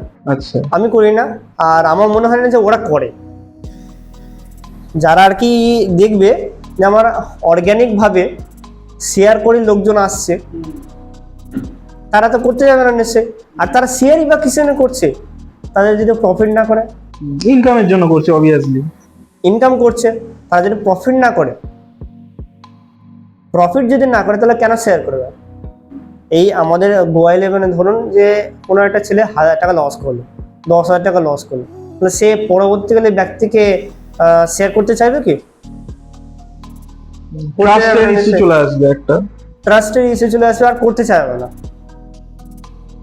করতে সত্যি কথা বলতে কখনই চাইবে না। তার মানে তখনই তো চাইবে না। তোমার যে বিজনেসটা সেটা পুরোপুরি চেইন সিস্টেমে চলে, নেটওয়ার্ক মার্কেটিং বলতে পারো। কিন্তু নেটওয়ার্ক মার্কেটিং একদম পুরোপুরি ফ্রড সিস্টেম। নেটওয়ার্ক মার্কেটিং কি বলবো, জাস্ট 1% ইনকাম করে, ওখানটাই শুধুমাত্র নেটওয়ার্ক মার্কেটিং একটা কি বলবো, ওটা পুরোটাই ফ্রড। আমি তোমাকে রেকমেন্ড করলাম, তুমি আরেকজনকে রেকমেন্ড করলে, সে আরেকজনকে করলো, এই সিস্টেমে চলে না? ওই রকম করে সিস্টেমে চলে। আচ্ছা, সিস্টেমে ওই রকম করে চলে, কিন্তু সত্যি কথা বলতে ওই নেটওয়ার্ক মার্কেটিং জাস্ট বলে যে তুমি টাকা ঢোকাও, ছেলেপেলে ধরো আর টাকা ঢোকাও, ঠিক আছে? ছেলেপেলে ধরো আর টাকা ঢোকাও, যত টাকা ইনভেস্টমেন্ট করবে তত টাকা তোমার প্রফিট। মানে commission based. Fully commission base. যে টপ 1% আছে কিংবা যে কোম্পানি ক্রিয়েট করেছে সেই একমাত্র জেতে আচ্ছা এই নেটওয়ার্ক মার্কেটিং এর রেসে, সেই একমাত্র জেতে, আর কেউ না। আর যারা যারা নতুন নতুন ঢুকছে আমি তাদেরকে এটাই বলবো যে করতে যাবেন না এসব। এসব পুরোপুরি এতটাই বেশি ভাওতাবাজি আপনাদেরকে দেখানো হয়। আর ওটাখানটা আর কি নেটওয়ার্ক মার্কেটিং এ জাস্ট টাকা বিক্রি করার স্কিল শেখানো হয় না, ওখানে জাস্ট স্বপ্ন দেখানো শেখানো হয়। মানে স্বপ্ন বিক্রি করা হয়। স্বপ্ন, হ্যাঁ, স্বপ্ন বিক্রি করা হয়। স্বপ্ন 11-এর ব্যাপারে বলতে গেলে স্বপ্ন 11 কিন্তু আপনাকে স্বপ্ন বিক্রি করে। আরে কমেডি বেশি হয়ে যাচ্ছে আর কি। তো স্বপ্ন 11-এ তো ওই আপনার একই। স্বপ্ন 11 বড় একটা ক্রিকেটারকে কিংবা বড় ইনফ্লুয়েন্সারদেরকে যে প্রমোট করাচ্ছে, আচ্ছা তারা লোকেদের চুষছে। স্বপ্ন 11 বলেও একটা অ্যাপ আছে তাহলে? স্বপ্ন 11 আপনি একটু বুঝে যান, আপনি আসল নামটা তো বুঝতে আচ্ছা আচ্ছা আমি আসল নামটা কখনো বলতে পারবো না, আপনি একটু আন্দাজ করে নিতে হবে। হ্যাঁ, হ্যাঁ, হ্যাঁ, হ্যাঁ। বললাম বুঝলাম। ওখানে যে স্বপ্ন দেখানো হয়, টিভিতে অ্যাড দেখান না, এই আসুন আমার গাড়িটা হ্যাঁ বুঝলাম। তো এবার একটু রুলস রেগুলেশনের কথাবার্তা একটু শুরু করি বা বলি। আমরা যে জায়গা থেকে বিলং করছি সেই জায়গায় যে রুলস রেগুলেশন আছে আমাদের স্টেটে, বাইরের স্টেটের যে রুলস রেগুলেশন, দুটোর মধ্যে কি ফারাক থাকবে বা ফারাক আছে? দেখুন, সত্যি কথা বলতে আপনি যদি এখানে বলেন যে রুলস রেগুলেশনস এর ব্যাপার, ইন্ডিয়ার মধ্যে স্টেটস আছে আলাদা, ঠিক আছে। আপনার এবারে এতগুলো অ্যাপ্লিকেশন হয়ে গেছে যে কোনো একটা পার্টিকুলার অ্যাপ্লিকেশনের যেই ডোমেইন আছে বা বলেন ওয়েবসাইট আছে, সেটাকে পার্টিকুলার স্টেটে তারা চাইলে ব্লক করতে পারবে। কিন্তু এতগুলো অ্যাপ্লিকেশন হয়ে গেছে আর তাদের এতগুলো হয়ে গেছে, ডোমেন হয়ে গেছে, যে আপনি ব্লক করতে পারবেন না, ঠিক আছে। আর আপনাকে যেটা আপনি প্রথমে বলেছিলাম যে নাম্বার বিক্রি হয়, মানে ডাটা বিক্রি হয়, ডাটার মধ্যে কিছু থাকে না, যে আপনার নাম্বার থাকে, আচ্ছা আর নাম থাকে। আচ্ছা নাম্বারেতে আপনাকে কল করলো, হ্যালো দাদা আপনি কি খেলেন, কিছু করেন, আপনাকে জিজ্ঞাসা করে আপনার সেল করে দিল। আপনার ওই অ্যাপ্লিকেশনটা আপনার লিঙ্ক নয়, একদম ডাইরেক্ট অ্যাপ্লিকেশন পাঠিয়ে দেয়, সেটা হোয়াটসঅ্যাপে পাঠানো হয় না হোয়াটসঅ্যাপে পাঠানো হয়। আচ্ছা আপনার টেলিগ্রাম আছে? নেই নিশ্চয়ই। না। তাহলে কতজনের মানুষের কাছে টেলিগ্রাম থাকে? আর টেলিগ্রাম, ডিসকর্ড, তারপর আরো সব যেসব সোশ্যাল মিডিয়া প্ল্যাটফর্ম যেখানে আপনি 1-to-1 চ্যাটিং করতে পারবেন, সেসব অ্যাপ্লিকেশনগুলোতে যারা আপনাকে কল করবে, সেসব অ্যাপ্লিকেশনগুলোতে আর কি আপনাকে একদম ডাইরেক্ট লিঙ্ক পাঠিয়ে দেবে, লিঙ্কের মাধ্যমে আপনি ইনস্টল করে নেবেন। ইনস্টল করে নেওয়ার পর আবার কি হবে যে ওটার আর কি একটা পার্টিকুলার একটা ডোমেন থাকে অ্যাপ্লিকেশনের মধ্যে, ঠিক আছে। কিন্তু তাহলে আপনারা ওটাকে ব্লক করতে পারবেন না, কারণটা হচ্ছে এতগুলো একটা অ্যাপ্লিকেশনের এতগুলো ডোমেন হয়ে গেছে যে ধারণা পাবেন। আপনি আজকে ধরুন কোনো একটা অ্যাপ্লিকেশন হলো কিংবা কোনো একটা ওয়েবসাইট হলো, আমার নাম দিয়ে একটা অ্যাপ্লিকেশন হলো, আচ্ছা কিংবা গোয়া 11 ধরুন হলো, কিংবা কোনো একটা হলো, তাদের এতগুলো বেশি ডোমেন হয়ে যায়। আচ্ছা xyz.com এটা হলো, এটা সরকার ব্লক করে দিল, এটা আপনার ব্যান করে দিল, ইন্ডিয়াতে হোক বা বাইরে হোক ব্যান করে দিল, বন্ধ করে দিল। তাহলে নেক্সট দিনকেই ওরা আর কি আরেকটা ওয়েবসাইট খুলে নেয়। আচ্ছা অন্য একটা তার মানে এটা লিগালি খোলে ওরা না ইল্লিগালি খোলে? টোটালটাই ইলিগাল, পুরোটাই ইল্লিগাল। কালার ট্রেডিং ওয়েবসাইট যেগুলো বলবেন আচ্ছা সেগুলো টোটালটাই ইলিগালের উপর চলে। এবার তার মধ্যে কিছু কিছু অ্যাপ্লিকেশন আছে আপনার যেগুলো আর কি বলবো লিগালাইজ নয়, ওইগুলো illegal, but they are now legal. আচ্ছা, ওরা এত টাকা বেশি ইনকাম করে নিয়েছে যে ওরা এখন টাকা সরকারকে দিয়ে তারা লিগাল হয়ে যেতে পারছে, তারা রেজিস্টার নিজেকে করে নিচ্ছে। যার জন্য আপনি কি বলবো, যদি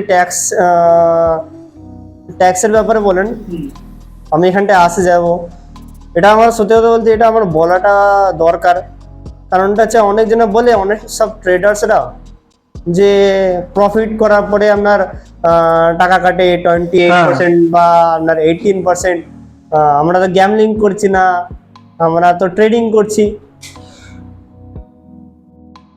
ট্রেডিং, স্টক মার্কেট, ফরেক্স মার্কেট, বাইনারি মার্কেট, কিংবা তো আপনি ধরুন কোনো ক্রিপ্টোকারেন্সি, এনএফটি থেকে আলাদা একটা স্ক্যাম। ওই এনএফটি জিনিসটা নিজেদের মধ্যে একটা স্ক্যাম। কিন্তু এইসব জিনিসগুলো কি বলবো, বেটিং এর একটা রিফাইন্ড সার্ভিস বা রিফাইন্ড ফেস যাকে বলা হয়। আচ্ছা, মানে কেমন ভাবে জিনিস? অ্যালকোহল বানাবো যেতে নেছে, মদ বা বিয়ার বলতে পারেন, ওটার মধ্যে অ্যালকোহল থাকে। অ্যালকোহলটা র জিনিস, ঠিক আছে।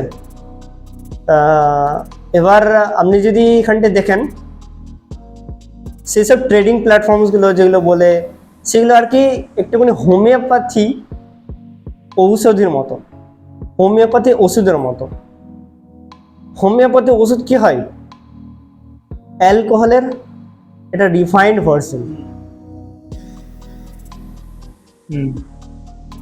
হোমিওপ্যাথিতে ওষুধে আপনি সুস্থ তো হয়ে যাবেন একদম, কিন্তু কখনো কখনো আপনি অসুস্থ হয়ে যেতে পারেন। আপনি যদি ঠিকভাবে না খান, ঠিকভাবে যদি না সেটাকে করেন, যদি আপনি অ্যালকোহলটাকে ঠিক পরিমাণ মতো খান, তাহলে আপনি বেশি বড় লোক হবেন। সেরকমটাও ঠিক, বেশি ভালো সুস্থ থাকবেন অ্যালকোহলটা যদি ঠিকঠাক পরিমাণ মতো, ঠিকঠাক জিনিস মতো যদি খান। তেমনটাই হচ্ছে এটা। আপনি ধরুন যদি আপনি হোমিওপ্যাথি ওষুধটাকেও যদি খান, কনজিউম করেন, ইউ উইল বি হেলদি।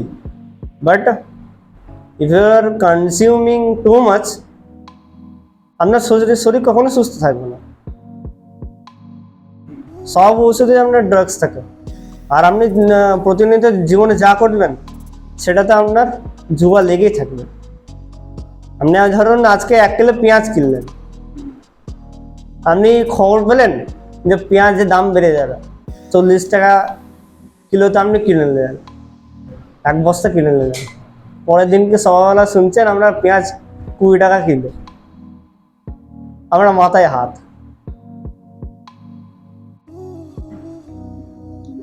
তাহলে সব জায়গাতেই তাহলে একই প্রমোশনের যে ব্যাপারটা, ধরো এবার আমি একটু মার্কেটিং এর দিকটায় আসি। মানে মার্কেটিং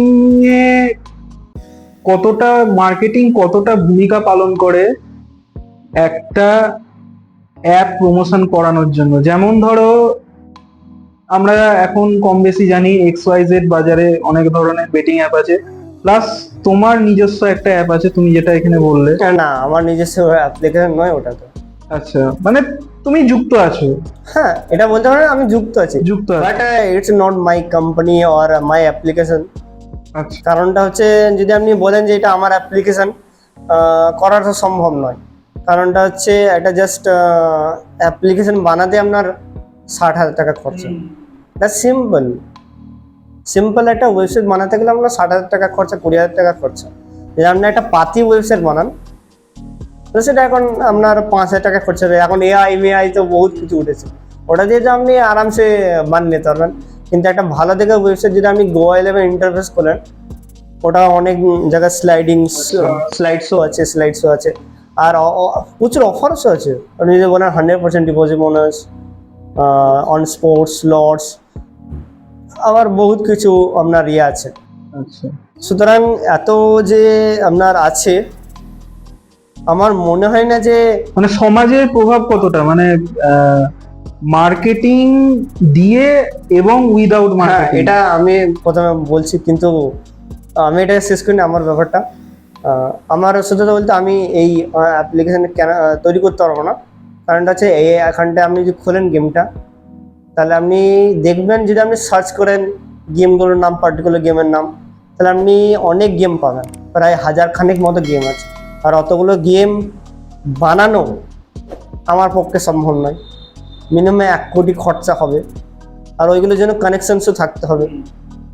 আর আমি আপনাকে যে বলুন 9 উইকেটস আছে, লাকি স্পোর্টস আছে, এখানে আবার ক্রিকেটের ওপর বেটিংও লাগাতে পারবেন আপনি এই অ্যাপ্লিকেশনটাতে।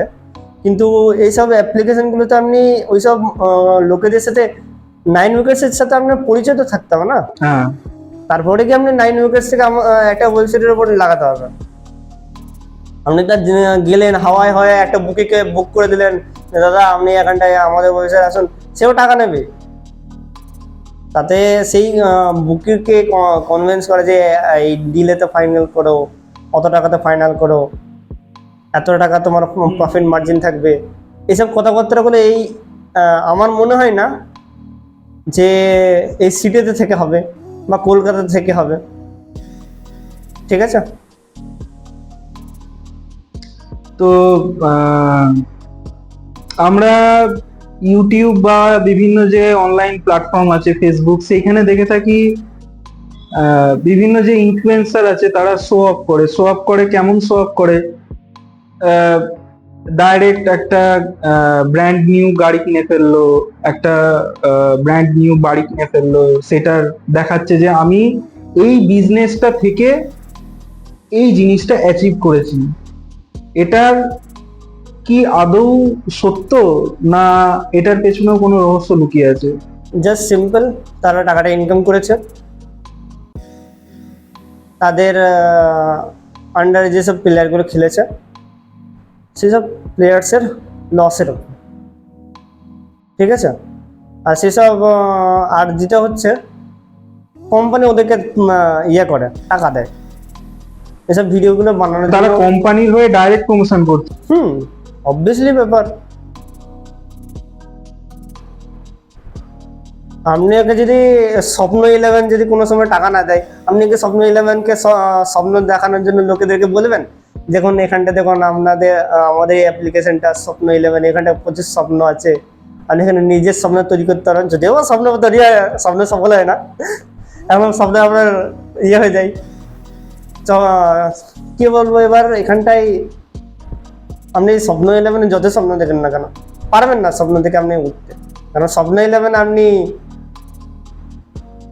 আপনার 10টা বাবা কিংবা 12টা না 11টা বাবা নিয়ে যখন টিম বানাচ্ছেন, ড্যাডি 11 বানাচ্ছেন, তখন আপনি ওই ড্যাডি 11 টিমগুলো দিয়ে যখন আপনি দিচ্ছেন, আপনি লাগালেন 40,000 টাকা, হুট করে একটা লোক চলে এলো যে একদম উপরে গিয়ে উইন করলো।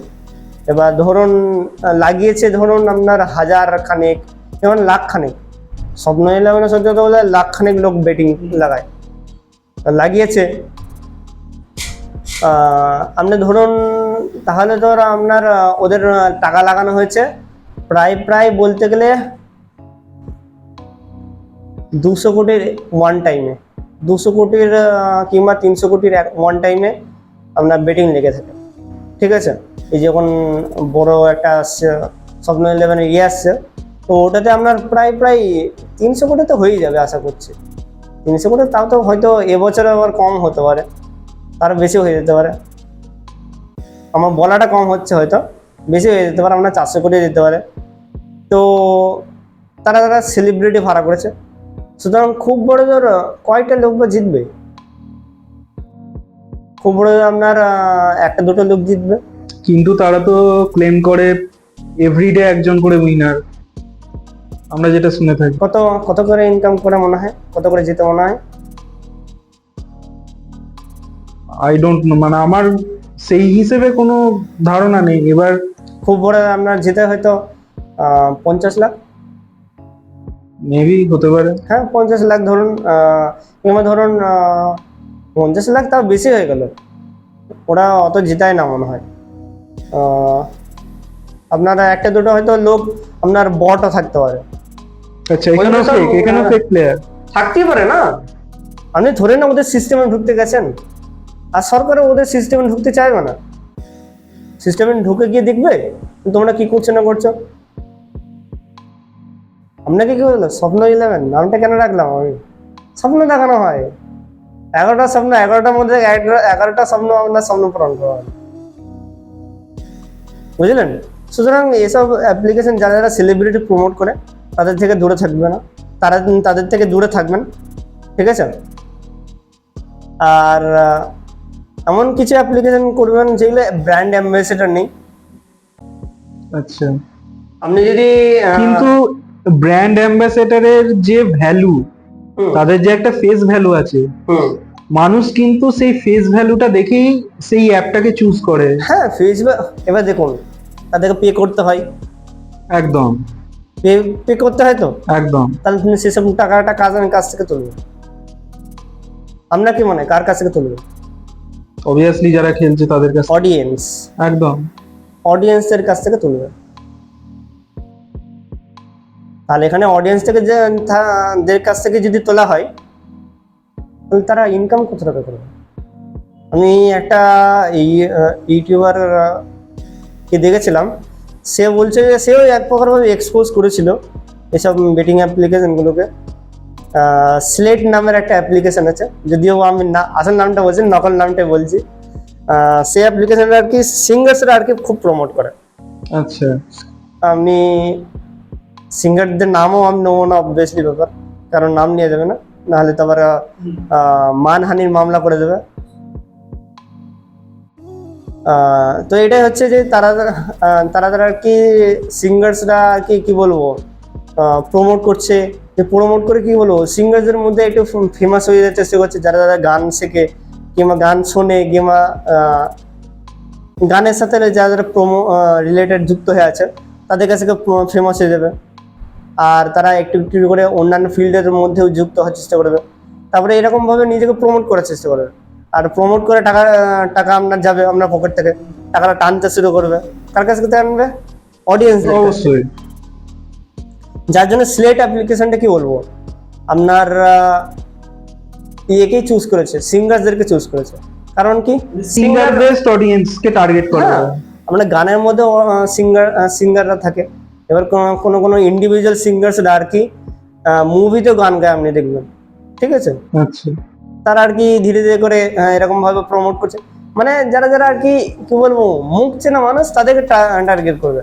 এবার সেই সব সিলেক্ট তো আর ইয়ে করতে পারবে না, ওই অ্যাক্টার্সদেরকে হায়ার করতে পারবে না, মানে অ্যাক্টার্সদের খাটনি বেশি থাকে। আর যদি আপনি একটা সিঙ্গারের খাটাখাটনির ব্যাপারে বলেন, একটা ইয়ের খাটাখাটনির ব্যাপারে বলেন,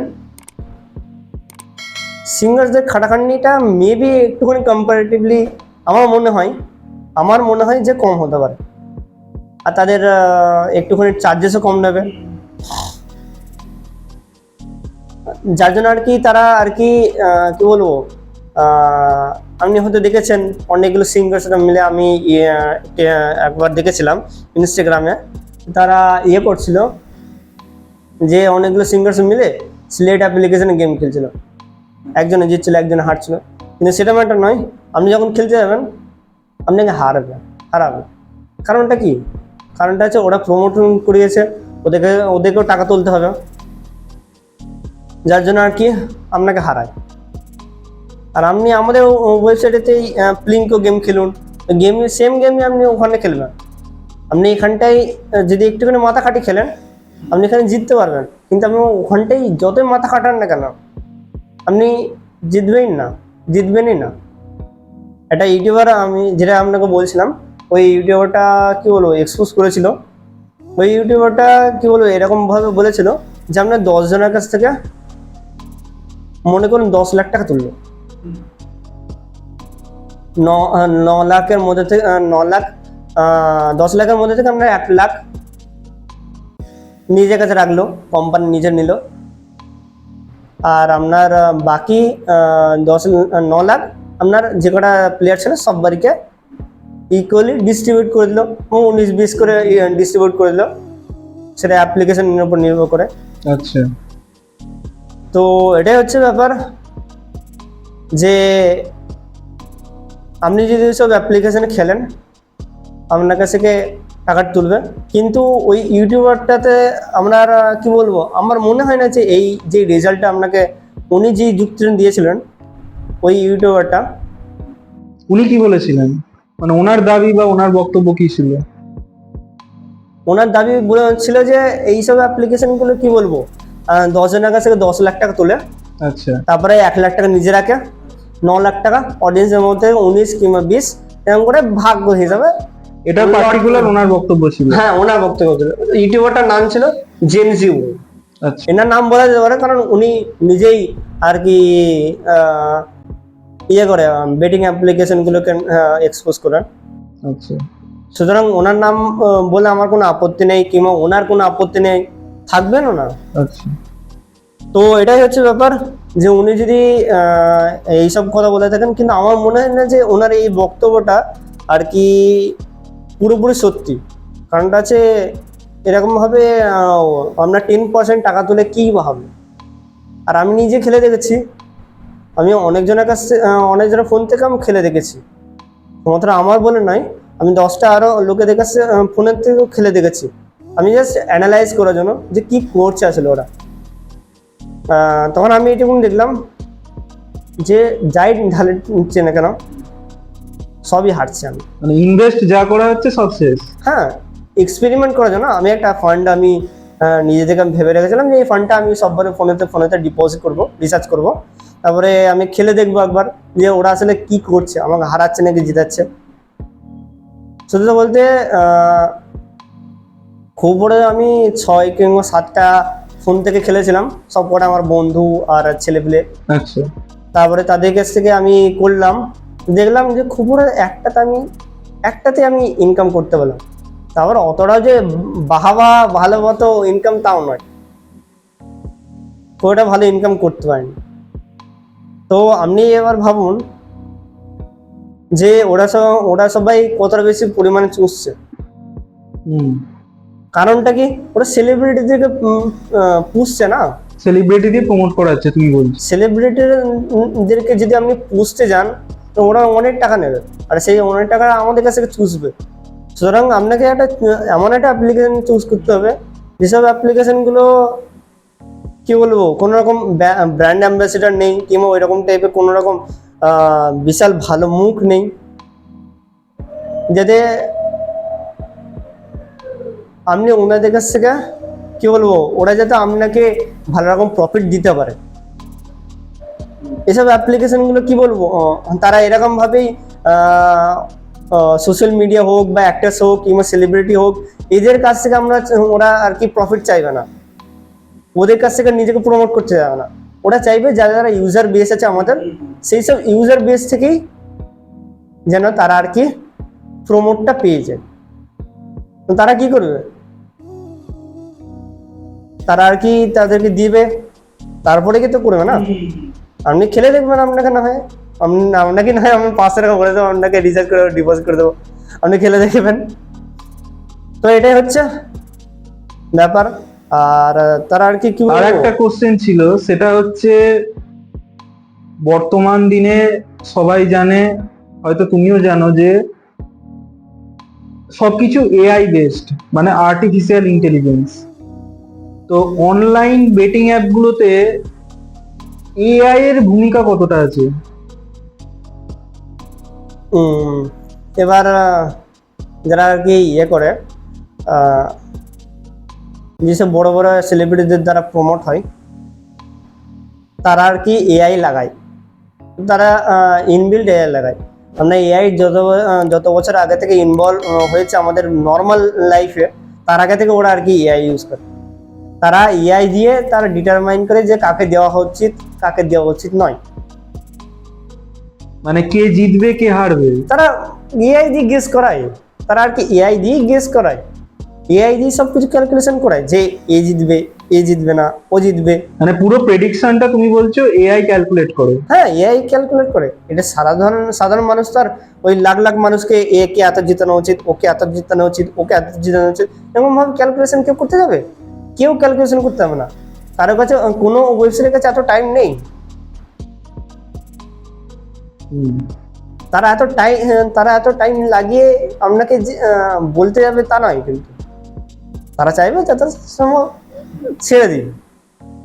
কারণ আমাকে আরো ইউজার বেস খুঁজতে হবে, ইউজার বাড়াতে হবে, আমাকে আরো নিজের নতুন নতুন অফার ভাবতে হবে, যেটা আমি ওয়েবসাইটের উপর বেশি ট্রাফিক আনতে পারি, বেশি অডিয়েন্স রিটেনশন বাড়াতে হবে। আজকে যেমন ইউটিউব যদি আপনি দেখতে যান, ওরা শর্টস বার করেছে। এখন শর্টস বেশি দেখে মানুষ, সে বলে এখন শর্টসের ভিডিও আগে ডিউরেশন ছিল, ইউটিউব শর্টসের ভিডিও আগে আমার যদি মনে আছে 1 মিনিট নাকি 30 সেকেন্ড, একদম এখন 3 মিনিট নাকি 2 মিনিট হয়ে গেছে, চেঞ্জ হয়েছে। একটা শর্ট ভিডিও যেটা আপনি এইরকম ইয়েতে থাকে, একদম এইরকম রেসিপি থাকে, সেটা আপনি জাস্ট 2 মিনিট দেখে আপনি স্ক্রল করে দেবেন। ওটা আগে ছিল 30 সেকেন্ড কিংবা 1 মিনিট, আমার জন্য মনে হচ্ছে এখন 3 মিনিট হয়ে গেছে। কারণ সে অ্যালগোরিদম ইউজ করছে, সে ভাবছে। আর এইসব জিনিসগুলো আপনার এআই দিয়ে করা হয় না, এইসব জিনিস ছোট করার জিনিসগুলো যেগুলো ইম্পর্টেন্ট সেগুলো মানুষে আর কি ইনভেন্ট করে যে এইটা করলে ভালো হয়। আচ্ছা, তো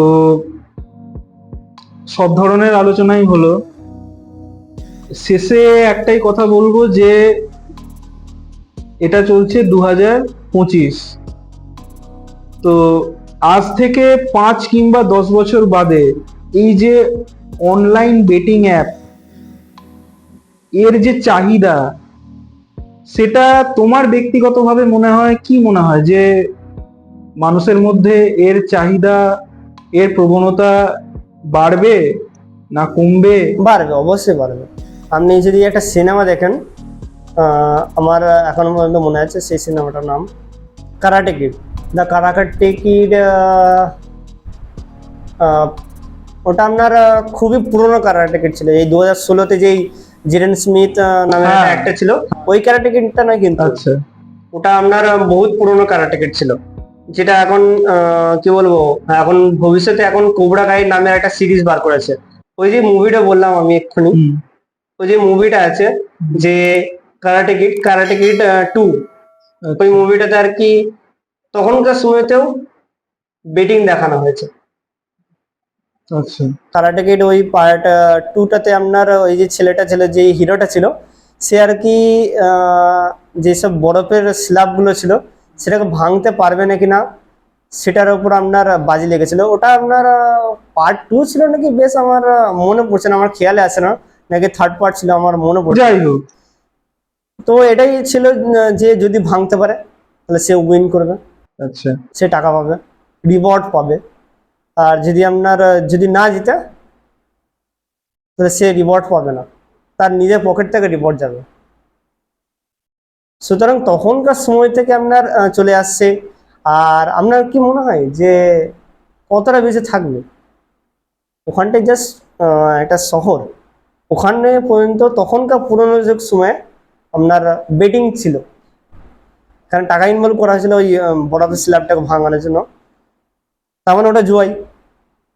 সুতরাং ওইখানটাই তখনকার সময় যদি চাইনাতে যদি এরকম ভাবে জুয়া খেলা হতো, তাহলে মানে তোমার বক্তব্য হচ্ছে তখনকার দিনে যদি সিনেমাতে এই জিনিসটা প্রমোট করানো হয়ে থাকে, সেই জিনিসটা আজ থেকে 5 বা 10 বছর বাদে আরো বাড়বে।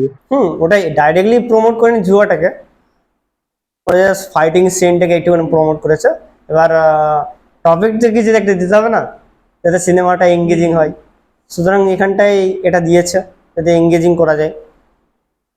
এবার তাদেরকে আমি কিছু বলবো না, কারণটা হচ্ছে তাদের সিনেমার ব্যাপার স্যাপার ওরা দিতেই পারে।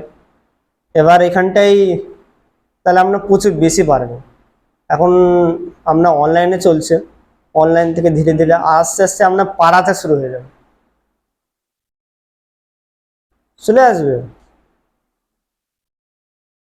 চলে আসবে খুব তাড়াতাড়ি, খুব শীঘ্রই। আপনার বাড়ির সামনে বসে গেল, আর আপনি পুলিশ কমপ্লেন করলেন, কিছু বললোই না, কিছু করলোই না, কিছু স্টেপ নিল না। এটা মানে তুমি বলতে চাইছো যে জিনিসটা হয়তো লিগালাইজ হয়ে যাবে? লিগালাইজড কোনো কোনো স্টেট করবে, যেমন হচ্ছে গোয়া করে, গোয়া এখন লিগ্যাল করে গেছে, আরো বহুত স্টেট করে গেছে, বহুত স্টেট করেনি। ওটা ব্যান করে গেছে। তো চলে আসতে পারে, আবার নাও আসতে পারে, তখন যদি সরকার যদি স্ট্রিক্ট হয়ে যায় তখন সেটা দেখার বিষয়। তখন সেটা দেখার বিষয়। এখন ভবিষ্যতে তো আর আমরা ডিটারমাইন করতে পারি না। সেটাই। তো শুভজিৎ, আমাদের স্টুডিওতে এসে কেমন লাগলো, তোমার অভিজ্ঞতা যদি বলো। সত্যি বলতে অনেক কিছু শেয়ার করতে পারলাম, আর ভালোই লাগলো আমার। সত্যি বলতে তোমরা যেরকম ভাবে কোঅপারেট করেছো আমাকে, আর এরকম ভাবে রেসপেক্ট দিয়েছো, সত্যি বলতে আমার নিজের বন্ধুরা পর্যন্ত এরকম ভাবে কোনো সময় রেসপেক্ট করে না। থ্যাঙ্কস। এত সাহায্য করেছে সব বন্ধুদেরকে, বাট ইন দি এন্ড তারা এটাই বলে যে কি করলি। তো তো এটাই। এটা তোমার কি ফার্স্ট পডকাস্ট? এটা আমার প্রথম পডকাস্ট হলো, আসলে বলতে খুবই ভালো লাগলো। খুবই একটা পডকাস্ট মানে কি বলবো, একটুখানি গল্প গুজব করবো। আর একদম। এই যে বিজি লাইফ, এই বিজি লাইফের মধ্যে সত্যি বলতে কারোর সাথে কথাবার্তা বলার মতো টাইম পাওয়া যায় না। তো তোমাদের সাথে তোমাদের যে বিজনেসের ব্যাপার, তোমাদের সম্পর্কে যা নলেজ জানলাম, তোমার নিজের সম্পর্কে জানলাম, তোমার কথাবার্তা শুনলাম, আমাদেরও ভালো লাগলো। তো ভবিষ্যতের জন্য অল দ্য বেস্ট, ভালো থাকবে। হ্যালো এভরিওয়ান, আমি নিলয়। আশা করছি আজকের পডকাস্ট আপনাদের ভালো লেগেছে। আজকে সম্পূর্ণ একটি নতুন টপিক নিয়ে আমরা আলোচনা করলাম। ইয়ং জেনারেশনের মাইন্ড এবং তাদের করা প্রেডিকশন দিয়ে কিভাবে বেটিং অ্যাপগুলি বছরের পর বছর বিজনেস করে চলেছে, তার এই ধারণা পুরো পডকাস্ট থেকে আজকে আমরা পেলাম। গোয়া 11 বা এই ধরনের যে বেটিং অ্যাপগুলি বর্তমান বেটিং লিস্টে রয়েছে, তাদের ওয়ার্কিং পলিসি এবং বিজনেস পলিসি নিয়ে এই পুরো পডকাস্টটা হয়েছে। তো আশা করছি আমরা এই ধরনের ধারণা ও বিষয় নিয়ে খুব তাড়াতাড়ি আসবো। ততদিন stay tuned, like and subscribe our channel. Thank you very much and see you soon.